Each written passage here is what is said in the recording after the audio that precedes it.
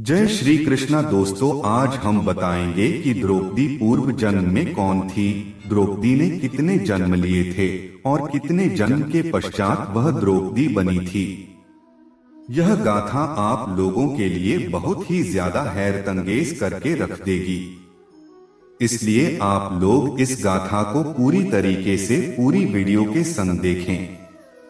तो फिलहाल आपसे एक रिक्वेस्ट करेंगे, आप लोग अगर मेरे चैनल पर पहली बार आए हैं तो सब्सक्राइब करना ना भूलें।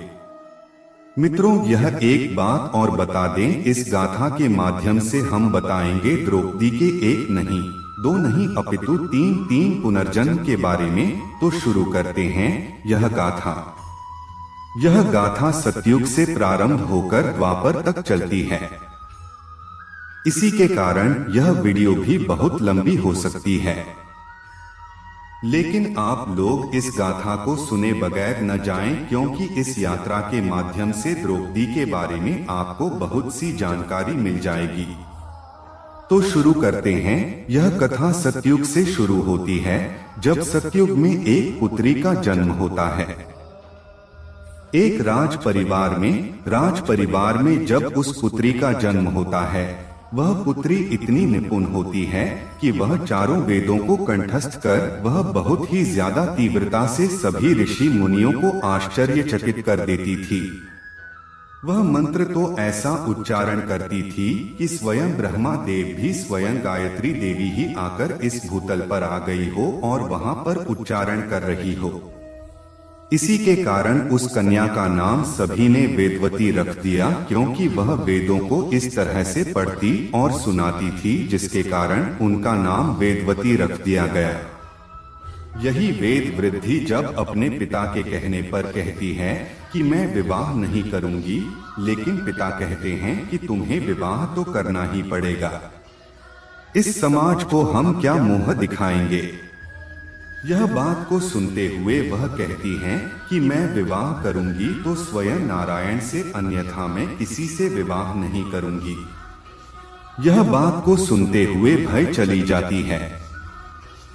तपस्या करने के लिए स्वयं पर्वतों की कंदराओं में यह बात को सुनते हुए उनके पिता बहुत ही ज्यादा आश्चर्यचकित हो जाते हैं और कहते हैं कि हमारी एक ही पुत्री है वेदवती, वो भी तपस्या करने के लिए चली गई है। तभी सभी पंडित महात्मा बताते हैं कि आपकी पुत्री कोई साधारण पुत्री नहीं है, वेदवती है, स्वयं वेदों की ही ज्ञाता है। यह बात को सुनते हुए मां के पिता छोड़ देते हैं। अपनी पुत्री को तपस्या करने के लिए युगों युगों तक यह तपस्या चलती है। जब त्रेता युग आता है, स्वयं जब दशानन रावण वहां से गुजर रहा होता है, अपने पुष्पक विमान से यह देखते हुए वहां पर बैठी हुई जो वेदवती होती है, ओम नमो नारायण आकर बहुत ही शीघ्रता और बहुत ही मधुर बातों से वह गान कर रही होती है। रावण उनको देखकर बहुत ही ज्यादा मुग्ध हो जाता है और वह काम वासना से मलिन हो जाता है।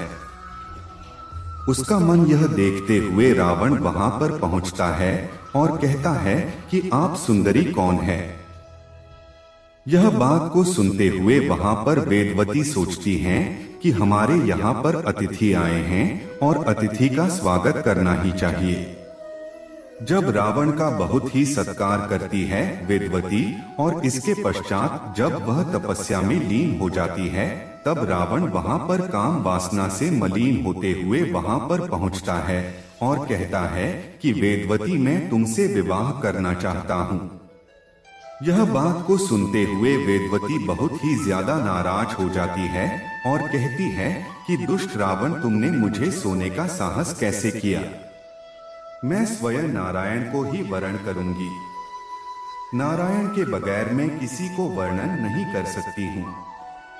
यह बात सुनते हुए रावण कहता है कि तुम क्यों नारायण के चक्कर में पड़ी हो, मुझसे विवाह करो और लंका में जाकर लंका के सुख भोगो। यह बात को सुनते हुए वेदवती बहुत ही ज्यादा से आग बबूला हो जाती है और श्राप दे देती है कि मैं ही तुम्हारी मृत्यु का कारण बनूंगी और स्त्री ही तेरी मृत्यु का कारण बनेगी। स्वयं मैं ही तेरी मृत्यु का कारण बनूंगी और इस शरीर को तूने छुआ है। इस शरीर को मैं यहीं पर भस्मीभूत कर देती हूँ। तब वह स्वयं उस शरीर को भस्मीभूत करने के पश्चात वहां से अंतर्ध्यान हो जाती और रावण भी आश्चर्यचकित होकर लंका लौट जाता है। यह यात्रा थी सतयुग से त्रेता युग में आने की। अब हम त्रेता से अब द्वापर में आने की बात करते हैं। जब श्री राम अपने पिता दशरथ की आज्ञा का पालन करते हुए आ गए थे, पंचवटी में आने के पश्चात जब वह बहुत ही दिनों तक रहती हैं, सीता को जब मृग दिखता है तब मृग देखने के पश्चात वह कहती हैं कि मुझे यह मृग लाकर दो। इससे ही पूर्व एक गाथा ऐसी घटती है कि यह सभी लोगों को पता ही होगा कि जिस समय श्री राम जी वहां पर एक ऐसी लीला रचती है जिससे स्वयं अग्नि देव को प्रकट करते हैं और कहते हैं कि मेरी पत्नी सीता की रक्षा आप करना, क्योंकि अब दुष्टों का अंत करना और राक्षसों का अंत करना ही मेरा धर्म है। यह बात को सुनते हुए अग्निदेव कहते हैं कि हाँ, मैं आपको एक छाया सीता देता हूँ। तब अदला बदली में सीता स्वयं अग्निदेव के पास और छाया सीता स्वयं चली जाती हैं श्री राम के पास। वहीं जब धोखे में पड़ते हुए रावण सीता को हरकर यानी अपहरण कर ले जाता है और युद्ध समाप्ति के बाद जब स्वयं अग्नि परीक्षा के रूप में सीता को बुलाया जाता है, तब अग्नि परीक्षा में स्वयं सीता प्रकट हो जाती है और प्रकट होने के पश्चात मां सीता वहां पर आ जाती हैं। उसी बीच में जब छाया सीता अग्नि में समाहित होने वाली होती हैं, तब कहती हैं कि प्रभु मेरा तो कोई लाभ नहीं, मुझे तो आपका का कहीं भी संग नहीं मिल पाया। यह बात को सुनते हुए राम कहते हैं कि तुम्हें द्वापर में मेरा संपूर्ण सहयोग मिलेगा और तुम ही धर्म की स्थापना के लिए कार्य करोगी। जाओ तुम महादेव की तपस्या करो। महादेव की तपस्या से प्रसन्न होकर तुम्हें जो वरदान दे वह सब कुछ फलीभूत होगा जी तुम चाहती हो। यह छाया सीता स्वयं महादेव की तपस्या करने के लिए जब चली जाती हैं पर्वतों की कंदराओं में, तब महादेव जब प्रकट होते हैं तब से पति पति पति का 5 बार उच्चारण करती हैं। तब महादेव स्वयं कहते हैं कि तुम्हारे द्वापर में 5 पति होंगे। यह बात को सुनते हुए जो छाया सीता होती है वह कहती है कि ऐसा कैसे संभव हो सकता है। तब जो छाया सीता से महादेव कहते हैं कि जो तुम कार्य करोगी वह धर्म की स्थापना के लिए ही होगा। द्वापर आता है और स्वयं अग्नि से पांचाली का जन्म होता है, जो आग अग्नि से ही होता है। स्वयं अग्निदेव भी स्वयं द्रौपदी को प्रकट करते हैं, जिसके पश्चात जब पूरा महाभारत का युद्ध हो जाता है और उस महाभारत के युद्ध में कृष्ण का द्रौपदी के संग बहुत ही दिनों तक गहरा संबंध बना रहता है, क्योंकि वह एक बहन भाई का रिश्ता होता है और वह सखी भी द्रौपदी को मानते थे। इसके पश्चात श्री राम के कहे अनुसार उन्हें पूर्ण सहयोग मिलता है और वे धर्म की स्थापना करते हैं। यही कथा था कि द्रौपदी के पूर्व जन्म की, क्योंकि द्रौपदी ने 3 पूर्व जन्मों में धर्म की स्थापना की थी और वही द्वापर में भी आकर स्थापना की थी। वर्तमान में भी आप लोगों को यह गाथा देवी भागवत पुराण में पढ़ने को मिल जाएगी। यह गाथा देवी भागवत में पूर्ण रूप से विस्तृत रूप में दी हुई है। फिलहाल आप लोगों को यह गाथा कैसी लगी प्लीज कमेंट सेक्शन में जाकर जरूर बताएं।